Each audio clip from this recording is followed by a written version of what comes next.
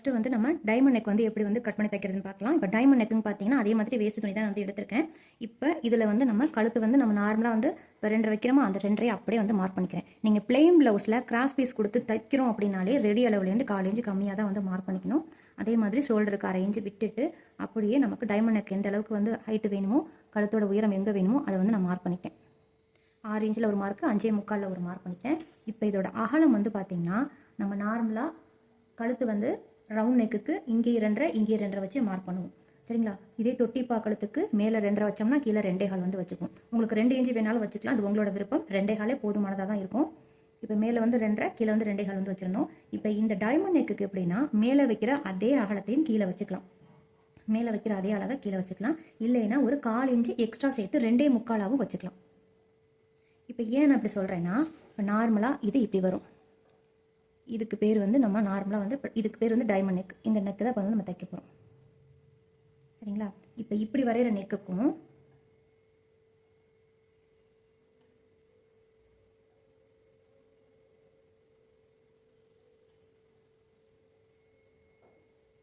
இது ரெண்டுத்துக்கும் உங்களுக்கு டிஃப்ரெண்ட் தெரியுதா? இது வந்து ரெண்டுமே வந்து பேரலாக ஸ்ட்ரைட்டாக அப்படி வந்துட்டு கீழே கரெக்டாக அதே அளவில் இருக்குது. இங்கே என்ன அகலத்தில் இருக்கோ அதே இங்கே இருக்குது. ஆனால் இது இங்கே பார்த்தீங்க அப்படின்னா மேலே வந்து கம்மியாக இருக்கும், கீழே வந்து அகலமாக இருக்கும். ஸோ உங்களுக்கு இதில் ரெண்டில் எந்த மெத்தட் வேணால் நீங்கள் ட்ரை பண்ணிக்கலாம். இப்போ சுடிதாருக்குன்னா இதே மாதிரி வச்சுக்கோங்க. முன்பக்க கழுத்துக்கு ப்ளவுஸ்ன்னு வரும்போது இது மாதிரி வச்சிங்கன்னா கொஞ்சம் வந்து ஒடுக்குன மாதிரி இருக்க மாதிரி இருக்கும். அதாவது கழுத்து முன்பக்க கழுத்து இல்லை பின்பக்க கழுத்தாக இருக்கட்டும், எதுவாக வேணாலும் இருக்கட்டும், அது வந்து கொஞ்சம் வந்து இப்படி க்ளோஸாக குறுகுன மாதிரி இருக்கும். இதே வந்து சுடிதாருக்கு வந்து இந்த கழுத்து வந்து செட் ஆகும். ப்ளவுஸுக்கு பேக் நெக்குன்னா இந்த கழுத்து, ஃப்ரண்ட்டுக்கு கம்பல்சரி இதுதான் வைக்கணும், இது வைக்கக்கூடாது. நீங்கள் ப்ளவுஸில் ஃப்ரண்ட் நெக்கு வைக்கிறீங்க டைமண்ட் நெக்குன்னா இதுதான் வைக்கணும். சரிங்களா? இதுலேருந்து இன்னும் கொஞ்சம் ஒரு 1/4 இன்ச்சு அகலமாக வச்சா கூட ஒன்றும் டிஃப்ரெண்ட் தெரியாது. ஆனால் இந்த நெக்கு வந்து ஃப்ரண்ட் நெக்கில் ட்ரை பண்ணாதீங்க. சுடிதாருக்கு ஓகே, இந்த நெக்கு வந்து ப்ளவுஸுக்கு பேக்லையும் ஃப்ரண்ட்லையும் இதுதான் வந்து ட்ரை பண்ணணும். பேக்கை விட ஃப்ரண்ட்டில் நீங்கள் ட்ரை பண்ணும்போது இந்த கீழோட அகலத்தை, இந்த கீழே இங்கே வைக்கிறோம் பார்த்தீங்களா, இந்த அகலத்தை வந்து கொஞ்சம் அகலப்படுத்திக்கிட்டால் இன்னும் நமக்கு நல்லாயிருக்கும் பார்க்குறதுக்கு. இப்போ இங்கேருந்து நான் வந்து மார்க் பண்ணியிருக்கேன். இப்போ இது பார்த்தீங்கன்னா 2.75 நான் மார்க் பண்ணியிருக்கேன். இப்போ இங்கேருந்து இதில் வந்து நான் ஸ்ட்ரெயிட்டாக வந்து ஒரு கோடு போட்டுக்கிறேன். இப்போ நம்ம கழுத்துக்கு உயரத்தையும் நம்ம வந்து கோடு போட்டுக்கலாம். ஓகேங்களா? இப்போ நார்மலாக நம்ம வந்து எப்படி டைமண்ட் நெக்குக்கு மார்க் பண்ணுவோமோ அதே மாதிரி இதுக்கு வந்து எந்த மெஷர்மெண்ட் அதெல்லாம் எதுவும் கிடையாது. உங்களுக்கு 2 மார்க் பண்ணி காட்டுறேன் பாருங்கள். இப்போ இப்படி பண்ணோன்னா நமக்கு எப்படி கழுத்து இருக்கும், இந்த இவ்வளோ இடம் வந்து நமக்கு இடம் இல்லாமல் கழுத்து வந்து குறுகுன மாதிரி மேலே போயிடும். அப்போ லைட்டாக இப்படி திருப்பி வச்சு பார்க்கணும். இப்படி அப்போது இப்படி வச்சு நம்ம வந்து தைக்கிறதுக்கும் இப்படி தைக்கிறதுக்கும் டிஃப்ரெண்ட் இருக்குது. இது வந்து கொஞ்சம் மேலே தூக்குன மாதிரி குறுகலாக போயிடும். இது வந்து நமக்கு நல்ல அகலமாக ப்ராடாக கிடைக்கும். டைமண்ட் நெக் வந்து இந்த மாதிரி கிடைக்கும். நம்ம மேலே இப்படி தைச்சிருக்கோம்னா இது மாதிரி இருக்கும். சரிங்களா? அதனால் அதை மட்டும் பார்த்து, இதுக்கு வந்து எந்த மெஷர்மெண்ட் அதெல்லாம் எதுவும் கிடையாது. நீங்கள் ஜஸ்ட் வரைஞ்சி பார்த்துக்கோங்க. உங்களுக்கு எது வந்து சூட் ஆகுதோ அதை வந்து நீங்கள் ட்ரை பண்ணிக்கோங்க. இப்போ நான் கீழே மார்க் பண்ணியிருக்கேன்ல, அதில் வந்து நம்ம கட் பண்ணுறேன்.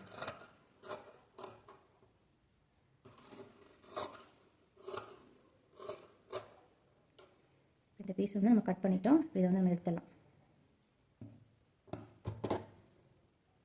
உங்களுக்கு பார்த்தோன்னே தெரியுதா, மேலே வந்து குறுகலாக இருக்கும், கீழே வந்து அகலமாக இருக்கும். இப்போ நம்ம பாக்கழுத்துக்கு எப்படி வந்து துணி வந்து ரெடி பண்ணமோ அதே மாதிரி ஸ்ட்ரெயிட் பீஸில் தான் 1 இன்ச்சு அகலத்தில் எடுத்திருக்கேன். அதுவும் இதே மாதிரி 2 பக்கமும் நம்ம எப்படி வந்து ஜாயின் பண்ணமோ அதே மெத்தட் தான். நம்ம எப்படி லாக் ஸ்டிச் போட்டுட்டு ஜாயின் பண்ணமோ சேம் அதே மெத்தட் தான் வந்து நான் இதை தைக்கிறேன். தைச்சிட்டு இந்த எக்ஸ்ட்ரா துணியை வந்து இப்படியே நான் வந்து கட் பண்ணி எடுத்துறேன். ஓகேங்களா? கட் பண்ணிவிட்டு இந்த 1/4 இன்ச்சில் அப்படியே வந்து நம்ம அடித்து தைக்கிறேன். ஆல்ரெடி இந்த பாக்கழுத்துலேயே கொஞ்சம் டீட்டெயிலாக உங்களுக்கு காமிச்சதுனால இந்த கிளாஸ் வந்து கொஞ்சம் வேகமாக சொல்லித்தரேன் இந்த வீடியோவில். இப்போ கழுத்து அதே மாதிரி வந்து தைச்சிக்கிறேன். 1/4 இன்ச்சில் அப்படியே வந்து நான் மடித்து தைக்கிறேன். இப்போ பார்த்தீங்களா, அந்த துணி வந்து நான் கட் பண்ணிட்டேன். அதே மாதிரி இந்த ஜாயிண்ட்டை வந்து ஓப்பன் பண்ணி தான் தைச்சிருக்கேன். நம்ம பாக்கழுத்துக்கு எப்படி தைச்சோமோ அதே மாதிரி தான். இப்போ இது வந்து இது நல்ல பக்கம், இது நல்ல பக்கம். இதை அப்படியே வச்சுக்கிறேன். நீங்கள் முன்பக்கத்தையும் ஜாயின் பண்ணணும்னா முன்பக்கத்துக்கு நான் ஃபஸ்ட்டே சொன்ன மாதிரி, அந்த வீடியோவில் சொன்ன மாதிரி, அந்த கர்வ் லைன் வளைவுக்கிட்ட மட்டும் ஒரு 3 மடிப்பு இந்த மாதிரி மடிச்சுட்டு இது மடிப்பு மேலே அப்படியே வந்து தையல் போட்டுக்கோங்க. 3 மடிப்புங்கிறது போதும். ஒரு 1/2 இன்ச்சு டிஸ்டன்ஸில் இந்த ஒரு வளைவு வரும் பார்த்தீங்களா, அந்த வளைவுக்கிட்ட அப்படியே வந்து நம்ம தைச்சிட்டு டைமண்ட் நெக்கு அப்படியே வந்து தைச்சிக்கணும். இதுக்காக வந்து முன்பக்கத்துக்கு கிராஸ் பீஸ் தான் கொடுக்கணுமா அப்படின்னா கிடையாது. ஸ்ட்ரைட் பீஸ்லேயே வந்து தைச்சிக்கலாம். துணி இல்லை அப்படின்னா ஸ்ட்ரைட் பீஸில் வந்து தைச்சிக்கலாம். இந்த 1/4 இன்ச்சில் அப்படியே வந்து தைச்சிக்கிறேன். தைச்சிட்டு இப்போ இந்த கார்னர் பாருங்கள் எப்படி இருக்குது. உங்களுக்கு நல்லா கிட்ட காமிச்சிருக்கேன் பாருங்கள். இந்த கார்னர் இங்கே இருக்குது. இந்த சென்டரோட பீஸ் இந்த டைமண்ட் வந்து இது இங்கே இருக்குது. பாக்கழுத்தில் 2 தான் மார்க் பண்ணியிருப்போம். இதில் 3 வந்து மார்க் பண்ணணும். இப்போ இங்கே ஒன்று இருக்குது, இங்கே ஒன்று இருக்குது. அதே மாதிரி இந்த சைடில் இங்கே ஒன்று இருக்குது. இதில் 3 இருக்கும். சரிங்களா? இப்போ இந்த 3த்தில் நம்ம வந்து இப்போ இந்த ஷேப் வந்து கரெக்டாக தைக்கணும். இப்போ பாக்கழுத்தில் வந்து நம்ம எப்படி தைச்சிருக்கோம், இந்த கார்னர் இப்படி அழுத்தி பிடிச்சிட்டு இப்படி வச்சு மடிச்சிருக்கோம். அதே மாதிரி பா ஷேப்லேயே மடிச்சிருப்போம். உங்களுக்கு புரியுதா? இந்த மாதிரி வந்து நமக்கு பா கழுத்தில் வந்து தைச்சிருப்போம். ஆனால் டைமண்ட் நெக்குக்கு என்ன பண்ணணும்னா அதே மாதிரியே நீடியில் வந்து யூஸ் பண்ணிக்கோங்க. இப்போ இங்கே வந்து இந்த மார்க் இருக்குது, இந்த மார்க்கு இந்த துணியில் இங்கே மார்க் பண்ணி கட்டுறேன் பாருங்கள். இந்த கார்னர் வந்து இங்கே இருக்குது. இப்போ இந்த நீடியில் இப்படி வந்து நான் வச்சுட்டேன். நீடியில் இப்படி வச்சிடக்கூடாதுங்க. நீடில் இந்த மார்க் எப்படி போதோ அதில் தான் அந்த நீடியில் வந்து வச்சுக்கணும். இந்த நீடியில் இப்படி அழுத்தி பிடிச்சிட்டு அதே மாதிரி இந்த துணியை வந்து நான் லூஸ் வந்து விட்டுக்கிறேன். கரெக்டாக அழுத்தி பிடிச்சிட்டு இந்த மார்க் வந்து எங்கே இருக்கோ இந்த நீடியில் வந்து எடுத்துடலாம். இந்த மார்க் எங்கே இருக்கோ இந்த துணி இருக்குல்ல, இந்த துணியை தூக்கி அப்படியே இதுக்கு மேலே வந்து வைக்கிறோம். இந்த மார்க் இங்கே இருக்குது, இதை தூக்கி இப்படி வைக்கிறோம். சரிதா? இப்போ இந்த இடத்துல இந்த மார்க்கு மாதிரியே இந்த மடிப்பு வந்து இருக்குது. இந்த மார்க் நம்ம மார்க் பண்ணியிருக்கோம் பார்த்தீங்களா? இந்த மார்க் மாதிரியே இந்த மடிப்பை வந்து வச்சுக்கணும். இந்த கார்னர் இப்படி இருக்கும். இந்த மார்க்குக்கு மேலே நம்ம இந்த கழுத்தை வந்து அப்படியே வந்து வைக்கணும். இதை வந்து இப்படி வளைச்சிடலாம் கூடாது. இப்படி வளைச்சிட்டிங்கன்னா இந்த ஷேப் வந்து இப்படி வளைஞ்சு போயிடும்.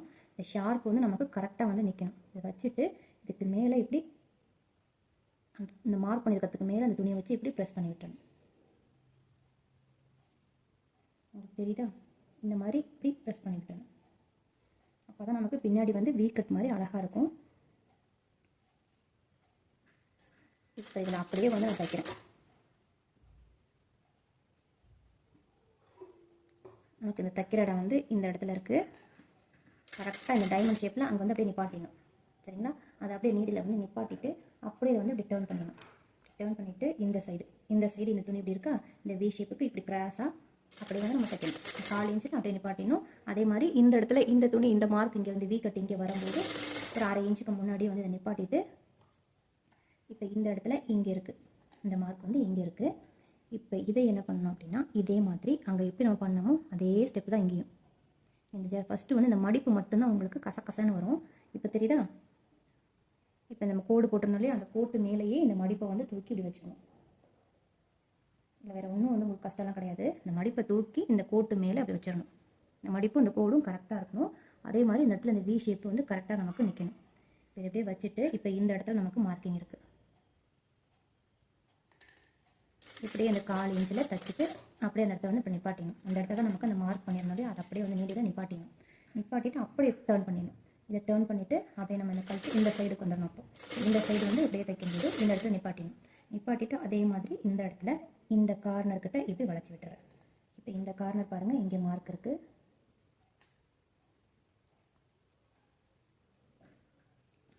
இப்போ இது இங்கே இருக்குது. சரிங்களா?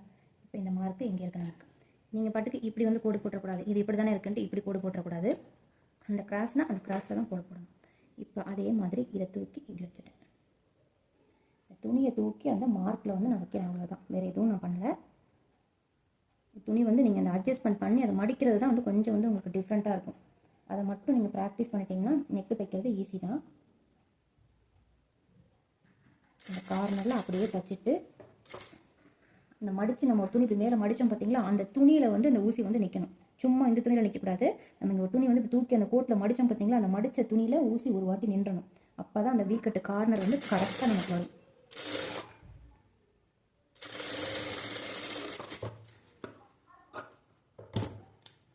இப்போ இதில் என்ன பண்ணோன்னா உங்களுக்கு தெரியுதா, இந்த பாருங்கள், இந்த வி வந்து இப்படி கட் ஆகி இப்படி வரணும். அதே மாதிரி இங்கேயும் இந்த வி வந்து இப்படி கட் ஆகி வரணும்.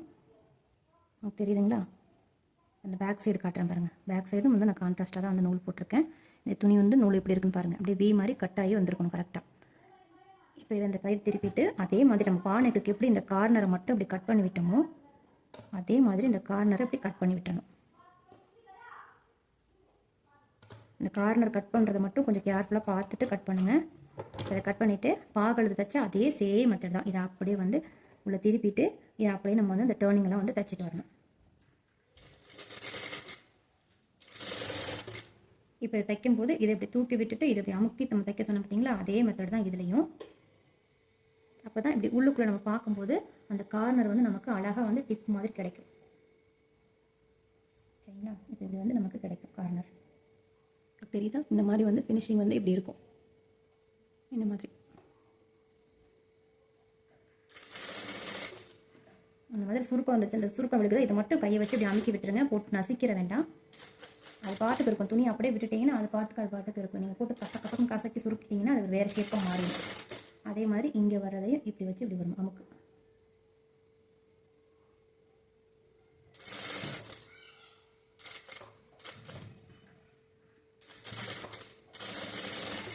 இந்த சைடும் இந்த துணியை இப்படி வச்சு அமுக்கிட்டு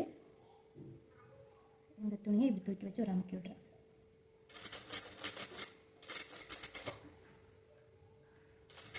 நீங்கள் அப்படியே அந்த கார்னர்லாம் வந்து கரெக்டாக எக்ஸாக்டாக வைக்கணும்னு அவசியம் கிடையாது. அந்த துணியை மடித்து நம்ம தைக்கிறோம், அவ்வளோதான். மற்றபடி வேறு எதுவும் கிடையாது. இப்போ பார்த்தீங்கன்னா டைமண்ட் நெக் வந்து தைச்சாச்சு. இப்போ இதுலேயும் அதே மெத்தட் தான். இப்படி அப்படியே உள்ளே திருப்பிட்டு நம்ம ஹெம்மிங் பண்ணுறதுனா ஹெம்மிங் பண்ணிக்கலாம். ஓகேங்களா? நம்ம ஹெம்மிங் பண்ணுறதுனாலும் அப்படியே உள்ளுக்குள்ளே மடிச்சுட்டு நம்ம வந்து ஹெம்மிங் பண்ணிக்கலாம். அந்த வீக் உங்களுக்கு தெரியுது, அந்த மாதிரி கார்னர் வந்து கரெக்டாக நிற்கணும். உங்களுக்கு நான் தையல் போட்டு காட்டுறேன் பாருங்கள். இப்படி வச்சுட்டு 1/4 இன்ச்சு அப்படியே வந்து தையல் போட்டு காட்டுறேன். நம்ம அந்த படிமான தையல் போட்டுக்கிறதுனால நமக்கு கரெக்டாக வந்து நின்றுக்கும். அதே மாதிரி இந்த டைமண்ட் ஷேப் இந்த வீ கட்டில் கரெக்டாக அப்படி வச்சுட்டு இப்படி திருப்பணும். 1/4 இன்ச்சில் தைச்சிருக்கோன்னா 1/4 இன்ச்சில் அப்படியே வந்து திருப்பணும். நான் எந்த இடத்துல சொல்கிறேன்னு தெரியுதா? இப்போ இதுதான் நமக்கு வந்து சென்ட்ரு. இல்லை இந்த இடத்துலையும் வந்து வீ மாதிரியே வரணும். உங்களுக்கு தையல் போட வேலைன்னா தாராளமாக நீங்கள் ஹெம்மிங் பண்ணிக்கலாம். அந்த இடத்துல ஊசி வந்து நிப்பாட்டிட்டு அப்படியே வந்து இங்கே டர்ன் பண்ணணும்.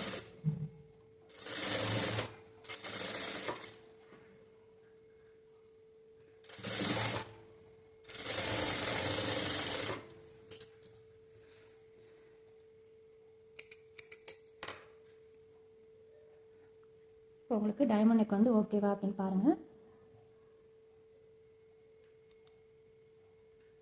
இப்போ டைமண்ட் நெக் வந்து நான் ஸ்டிச் பண்ணிட்டேன். உங்களுக்கு பார்த்தோன்னே தெரியுதா? இங்கே வந்து இப்படி குறுகலாக இருக்கிற மாதிரி இருக்கும், கீழே வந்து கொஞ்சம் அகலமாக இருக்கும். ப்ளவுஸில் ட்ரை பண்ணும்போது இதே மாதிரி கீழே வந்து அகலமாக வச்சு ட்ரை பண்ணுங்கள். இன்னும் ஒரு 1/4 இன்ச்சு அகலமானா கூட ப்ளவுஸில் வந்து எதுவும் டிஃப்ரெண்ட் தெரியாது, இன்னும் அழகாக தான் இருக்கும் பார்க்குறதுக்கு. இப்போ நமக்கு வந்து நல்ல பக்கம் வந்து நான் காமிச்சிட்டேன். இந்த கார்னர்லாம் பாருங்கள், இந்த வி மாதிரி இந்த கட்டு வந்து கரெக்டாக வரணும். அப்போ தான் வந்து நமக்கு தையல் போட்டுக்கும்போது கரெக்டாக தெரியும். இந்த ராங் சைடு நான் திருப்பி காட்டுறேன் பாருங்கள். இப்போ இந்த ராங் சைடும் பார்த்திங்கன்னா நமக்கு அந்த கரெக்டாக அந்த கார்னர் வந்து அப்படியே முக்கோண ஷேப்பில் வந்து நிற்கும். சரிங்களா? இதே மெத்தடு தான் நமக்கு இந்த கான்ட்ராஸ்ட் கிளாத்தை இந்த மாதிரி நல்ல பக்கம் தெரியணும் அப்படின்னாலும் இதே சேம் மெத்தட் தான். இதிலே வந்து பார்டர் வந்து தப்பாங்க. இந்த மாதிரி பாக்கழுத்து டைமண்ட் நெக்கு வந்து சாரியில் இருக்கிற பார்டரை வந்து இந்த மாதிரி நல்ல பக்கம் தெரிகிற மாதிரி வைப்பாங்க. அதுவும் உங்களுக்கு நான் சொல்கிறேன். இப்போ ஃபஸ்ட்டு சிம்பிளாக ஒரு பிளெயின் ப்ளவுஸில் தைக்கிறது கற்றுக்கோங்க. நம்ம லைனிங் ப்ளவுஸ்லாம் தைப்போம் பார்த்தீங்களா? அப்போ வந்து உங்களுக்கு அந்த பார்டரை வச்சு எப்படி தைக்கணுங்கிறத உங்களுக்கு சொல்லித்தரேன். இப்போ பார்த்தீங்கன்னா நமக்கு டைமண்ட் நெக்கு முடிஞ்சிருச்சு.